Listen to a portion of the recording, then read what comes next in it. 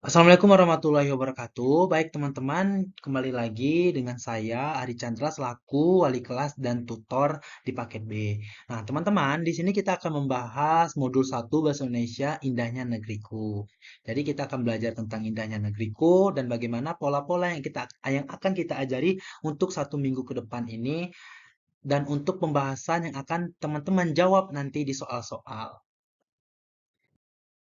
Nah, di sini teman-teman ada dua gambar. Yang pertama tuh adalah gambar pemandangan dari berupa kayak kartun atau fan art gitu. Itu juga salah satu dari bentuk indahnya negeriku, teman-teman.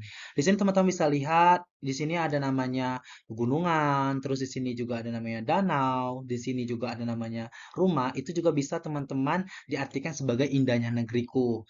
Nah, kalau untuk sebelahnya itu adalah pemandangan indahnya dari Gunung Dempo. Nah, Gunung Dempo ini termasuk untuk pemandangan indahnya negeriku loh, teman-teman. Jadi ini juga salah satu masuk, teman-teman. Nah, kalau kita sudah bahas masalah indahnya negeriku, maka untuk selanjutnya itu adalah pengertian indahnya negeriku. Indonesia merupakan negara yang memiliki berjuta keindahan panorama di dalamnya. Kekayaan akan sumber daya alamnya merupakan daya tarik tersendiri bagi negara-negara lain.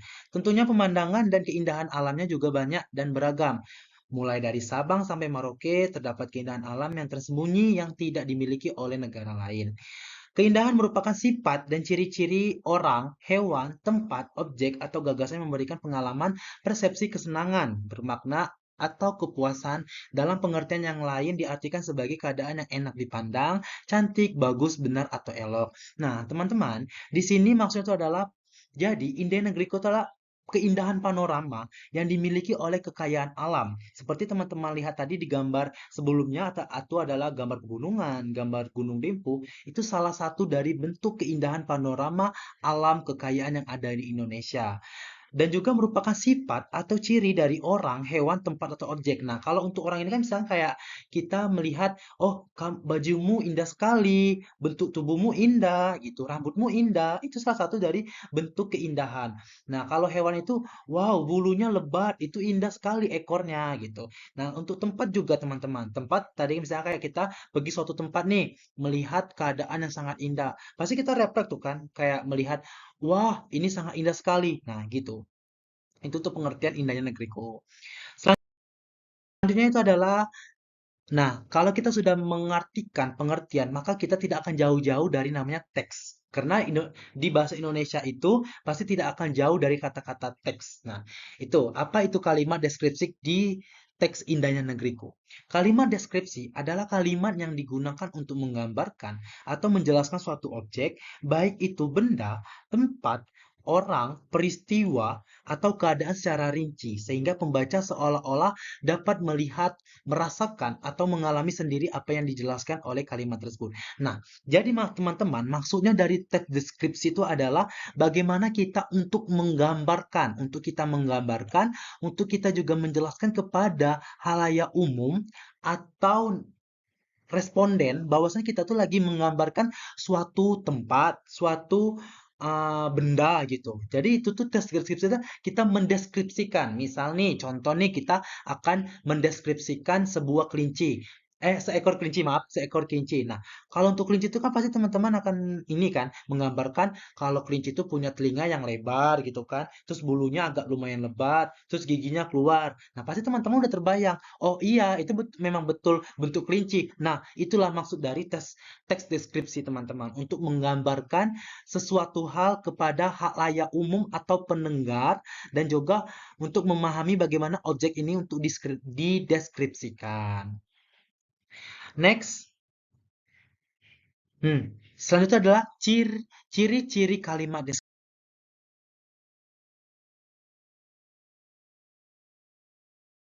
deskriptif. Nah, teman-teman perlu diperhatikan ya. Mungkin ini akan masuk di soal, jadi teman-teman perhatikan banget karena ini adalah tujuannya untuk bagaimana kita untuk mengetahui ciri-ciri kalimat deskripsi. deskripsi.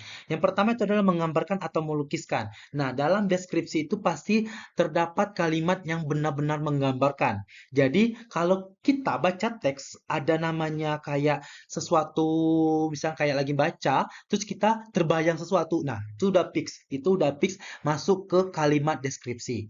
Yang kedua itu adalah melibatkan panca indera. Ini teman-teman. Teman-teman di sini melibatkan panca indera maksud adalah waktu narasumber kita menjelaskan deskripsi, maka kita akan membayangkan, pasti kita akan mendengarkan, kita akan bagaimana kita mengimajinasikan. Itu adalah salah satu yang dimaksud dengan melibatkan panca indera. Yang kedua adalah menggunakan kata-kata khusus. Nah, menggunakan kata-kata khusus ini seperti kayak ada kata spesifiknya. Misalkan nih, narasumber ingin menggambarkan sebuah lautan, maka pasti kata-kata khusus itu adalah dengan keindahan alam ini sendiri, dengan hemparan laut atau hemparan air yang meluas yang untuk menyejukkan mata, pasti teman-teman akan mikir hemparan air, pasti itu tuh laut. Soalnya kalau sungai itu pasti ada pembatas, tapi kalau dia hemparan laut itu pasti kan luas gitu kan. Itu menggunakan kata-kata khusus. Yang kedua itu adalah membuat pembaca seolah-olah mengalami. Ini teman-teman, salah satu ciri dari teks deskripsi. Next, itu adalah struktur teks deskripsi. Yang pertama itu adalah struktur umum dari deskripsi teks terdiri dari identifikasi atau pengenalan tentang objek yang akan dideskripsikan, deskripsi, penjelasan atau gambaran rinci tentang atribut atau karakteristik objek, consolation, kesimpulan atau impresi keseluruhan tentang objek yang deskripsikan. Jadi teman-teman harus paham bahwasannya di tes deskripsi itu mempunyai struktur. Jadi teman-teman waktu mengerjakan soal, ada teks, itu teman-teman lihat. Apakah di teks itu sudah ada namanya pengenalan? Apakah di teks itu sudah ada penjelasannya? Ataukah sudah ada koleksinya? Atau kesimpulan atau impresi? Itu juga bisa teman-teman masukkan untuk tes deskripsinya. Next.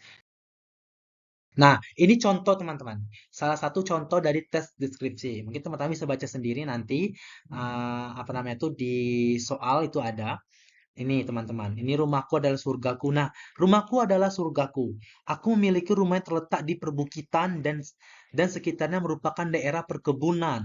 Rumahku tepat berada di depan jalan untuk menuju pegunungan. Di depan rumahku terdapat halaman yang cukup luas yang merupakan sebuah taman dan biasanya digunakan untuk bermain anak-anak kecil di sekitar rumah. Nah, di sini teman-teman kita sudah tergambar. Berarti rumahnya di atas perbukitan yang merupakan daerah perkebunan. Dan rumahku tepat berada di depan jalan untuk menuju pegunungan. Jadi teman-teman sudah terbayang. Oh, berarti kalau ada pinggiran apa namanya itu simpang atau di menuju gunung itu ada rumahnya. Itu teman-teman. Itu adalah teks yang membuat kita itu bagaimana kita ikut andil dan mengimajinasikan seolah-olah kita ikut dalam teks deskripsi itu. Nah, keindahan alam Indonesia. Ini teman-teman. Ini ada satu yaitu adalah Raja Ampat, Gunung Bromo, Danau Toba, Puncak Jaya Wijaya. Mungkin teman-teman memang belum ke sini, mungkin ada teman-teman yang sudah. Nah, yang belum ke sini mungkin teman-teman sudah pernah melihat ya, Raja Ampat penuh dengan apa namanya itu pulau-pulau, Gunung Bromo. Pasti teman-teman membayangkan, oh kalau Gunung Bromo nih naik mobil jeep, langsung ada hamparan luas. Itu kan, Danau Toba, berarti yang ada lingkarannya, berarti di tengahnya ada Pulau Samosir, Puncak Jaya Wijaya, pasti langsung teman-teman langsung kepikir dengan salju abadinya. Itu teman-teman. Itu salah satu dari teks deskripsi untuk kita menggambarkan. Contohnya itu adalah di keindahan alam Indonesia. Selanjutnya itu adalah, dah, itu teman-teman. Mungkin teman-teman bisa diulangi lagi video saya ini jika teman-teman kurang mengerti. Kalaupun memang kalau benar-benar tidak mengerti, boleh teman-teman chat saya, boleh di grup atau di WA. Tapi dari jam 9 sampai jam 7 malam masih bisa saya terima. Kalau sudah jam 8 sampai ini, maka saya akan otomatis membalasnya untuk di besok harinya. Karena itu sudah masuk jam istirahat. Mungkin itu saja materi yang bisa saya sampaikan pada modul kali ini. Teman-teman bisa lihat dan ulangi lagi. Itu saja. Terima kasih. Wassalamualaikum warahmatullahi wabarakatuh.